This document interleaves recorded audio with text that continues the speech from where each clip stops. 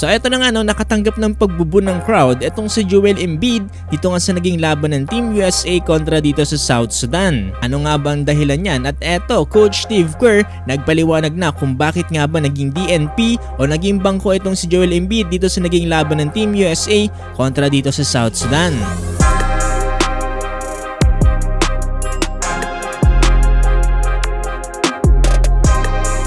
So ito nga no, matapos sa naging laban dito ng Team USA kontra dito sa South Sudan itong nakarang araw ay grabe ang pagbubo ng crowd na natanggap dito ni Joel Embiid mula nga sa mga audience dito nga para sa Paris. Isa na naman talaga ang pinakadahilan nito. Ito nga yung matapos niya mapagdesisyonan na hindi siya maglalaro para dito sa France at piliin niya nga itong USA. Ito ay matapos nga siyang bigyan ng France bilang isang naturalized citizenship. Naman matapos na naging issue na to ay madaming mga fans dito sa France ang galit na galit dito kay Joel Embiid at ganito na nga lang siya ipagbubu ng crowd. Nag-react naman dito ang kanyang teammate ngayon dito sa Team USA na si Anthony Edwards. Ayon dito kay AE ay meron na nga daw silang Rudy Gobert at dito nga si Wemby. Tapos gusto pa nilang kunin itong si Joel Embiid. Anong gusto nila? Tatlong 7-footers ang naglalaro sa loob ng court? Yan ang pabirong sinabi dito ni Anthony Edwards matapos ang kanya naging interview. Pero sa kabila niyan ay hindi lamang ito ang mga nagiging issue ngayon dito ng Team USA dito nga sa kanilang mga players. Dahil ito na nga ang second time na merong DNP ulit dito sa players ng Team USA. At sa pagkakataon nga na ito ay si Joel Embiid ang maswerteng napili dito nga ni Coach Steve Kerr.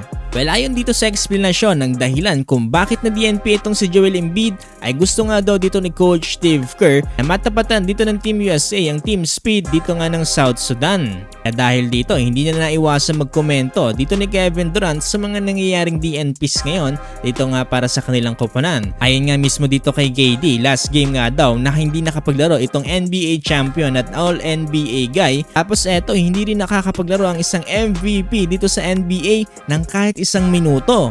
Pero sabi nga dito ni KD ay wala nga daw siyang complaint na narinig dito nga sa mga players na to. Dahil sa kabila nga daw niyan ay meron pa rin mga players na mag-step up at i-fill out yung mga roles sa mga players na nadi-DNP. Dagdag pa nga dito ni Coach Steve Kerr dito sa naging huling laban ng Team USA kontra sa South Sudan, "This is the fastest team in the tournament we're going to play. We wanted to match up their mid up 14 threes against us in London. The whole game today was going to be about switching and staying in the front of people." Pa nga mismo dito kay Coach Steve Kerr, mga pros and committed to each other naman daw itong mga players ng Team USA.